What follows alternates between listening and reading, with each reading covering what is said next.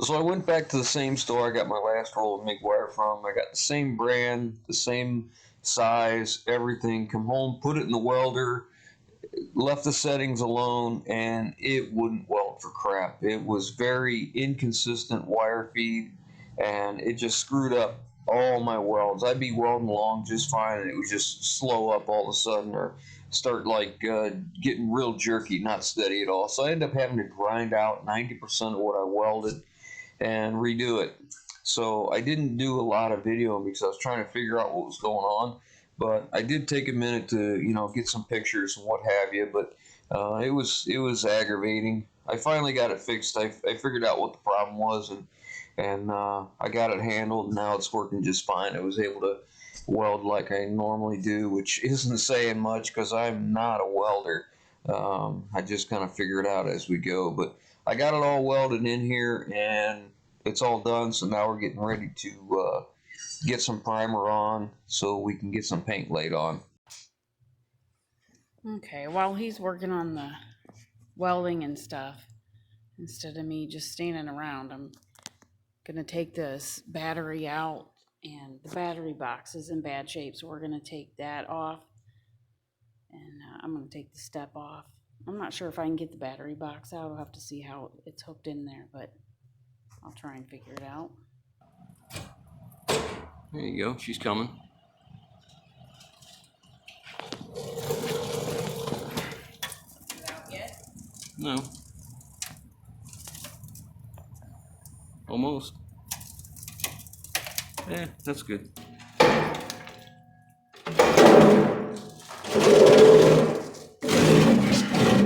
Those brackets are gonna have to come off. I'm on my second coat of primer now. Everything's welded in and finished up. I just got these bungee cords tied to a strap so they would hold the D-rings up, because I kept getting accumulations of paint, and then I got a couple runs. The runs don't bother me. It's a work truck, it's not a show truck. That's not what our intention is here.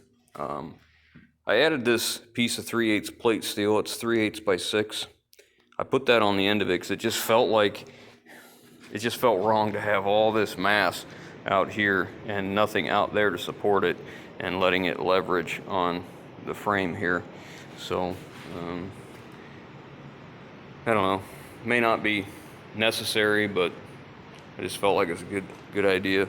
I was gonna lay a plate steel going 90 degrees, lay this way and weld it in, but I think I've overkilled this to death already, so I think we're just gonna stop right there.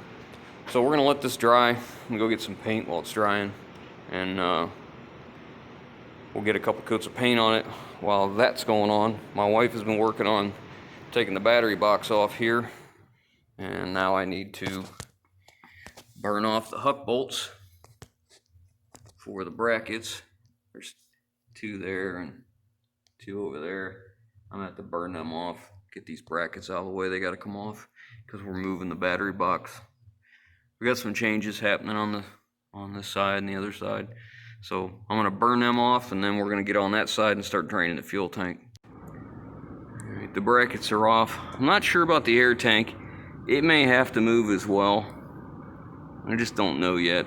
So until I do, I'm gonna leave it alone, because here in the Rust Belt of Northeast Ohio, you don't touch rusty stuff unless you intend on replacing it. And I'm not intending on replacing that right now. So, all right, let's get this mess cleaned up. Next, we want to get this tank off of here. You see it's got a bunch of rust issues here and there. It either needs taken off and cleaned up and then repainted and put back on, or you can do what I'm gonna do, which is take it off and I'm gonna replace it. So first thing I want to do is get the steps off. Those come off, then the straps come off down here. There's 3 straps. However, it is got fuel in it. I believe it's sitting somewhere around half a tank, so we're gonna have to drain that out. There is a drain in the bottom of it, right down there somewhere. So we're gonna drain that out, and I'm probably just gonna put that in my fuel oil heater, my fuel oil tank for my furnace in here. Well, I drained all the diesel fuel out, and it apparently had around 40 gallons in it. So I filled my torpedo heater, and then I put it in buckets, and then put a pump down in the bucket, ran it through a fuel filter, and put it in my oil tank for my furnace. I just got my fuel oil tank filled. It was about 3 weeks ago, and it's already down to half. So that was a welcome amount of diesel fuel for sure. I drained that out. I took the plug out of the bottom, and I used that valve there so I could limit the mess. And I did good up until I went to go put it into the tank, and yeah, I made a mess over there, but whatever. So now the next thing is we got to deal with these brackets here, and I'm gonna be changing the fuel tank and the style, so those got to come off. I want to get oil dry on my diesel fuel because I'm going to be using the torches to cut off the huck bolts that are holding this crap together. I got to get these brackets come off first, and then there's brackets huck bolted to the frame that these mount to. So let me get these off. I got the hangers, the brackets off. Now I got to get the hangers off the frame. They're in here with huck bolts, so I'm gonna burn these two holes, these two huck bolts off. This is the hardest one because it's got one up behind the air tank, and that one's fairly simple to get to. I got my fuel lines plugged up. I don't know if maybe you guys have seen this before in one of my other videos, but when I'm looking to plug up a fuel line, brake line, or whatever, if I don't have the right plug, I use these caps that come on gear oil. They got these ribs in them, so when you push them inside something or over, you put them over top of a brake line, they snap in and they won't come loose. They work real well. So I got them plugged off, and I got the fuel tank capped off where the lines went in, so no crud gets down in there. So now we can get the torches over here and get to work. All right, so I got the brackets off. That one, and that one. Uneventful, which is the way we like it. No surprises underneath. The frame's in nice shape, so we're good to go there. So now that's got this side of the frame cleaned off, and now I guess we got to move on to the next part.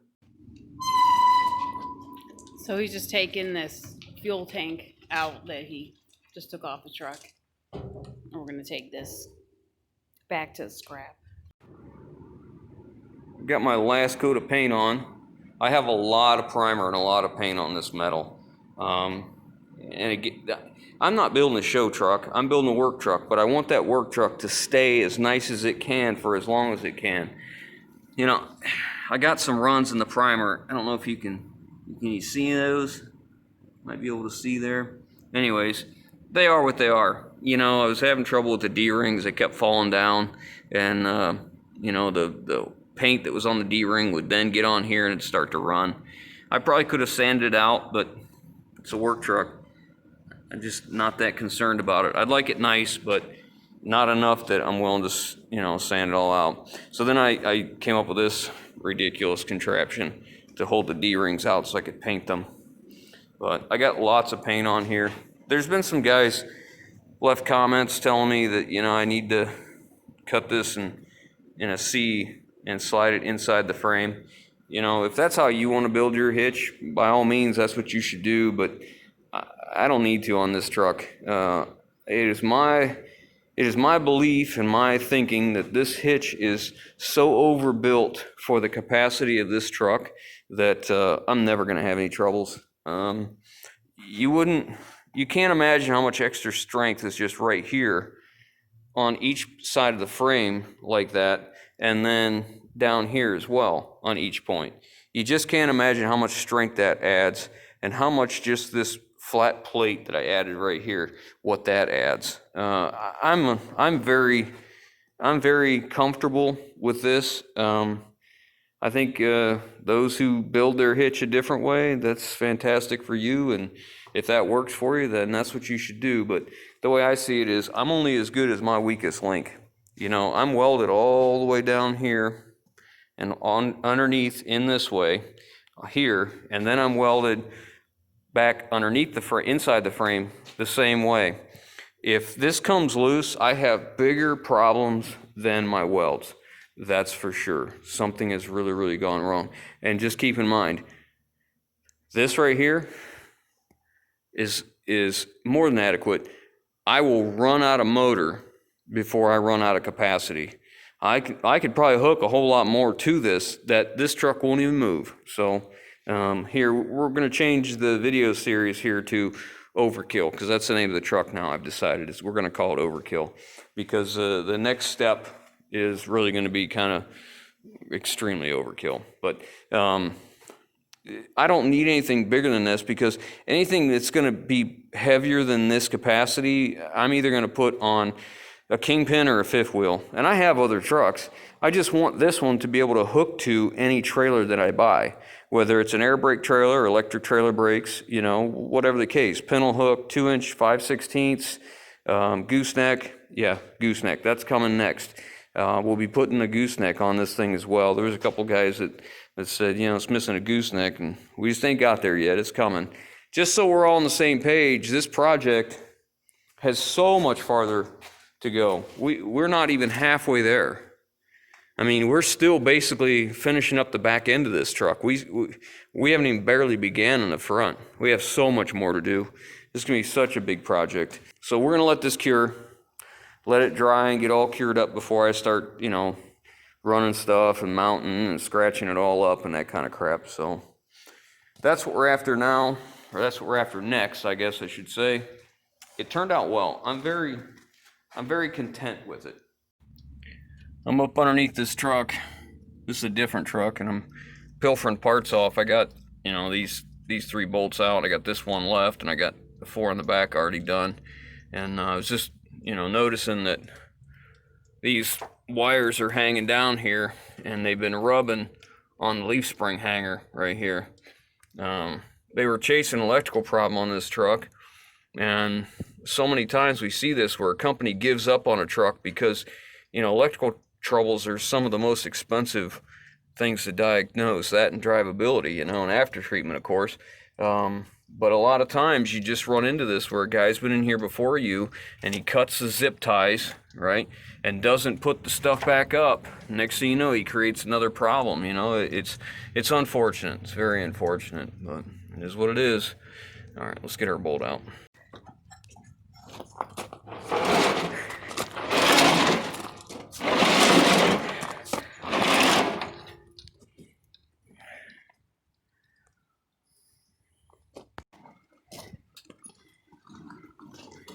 And here's the other fuel tank.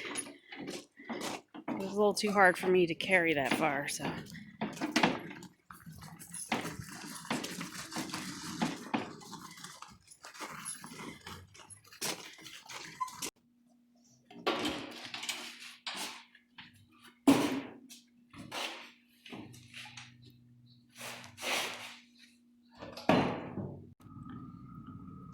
You saw me get the passenger side tank out, and this is the driver's side.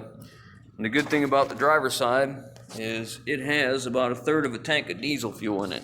So I'm going to take that, I'll pump it out through the pickup tube, through a filter into 5-gallon buckets.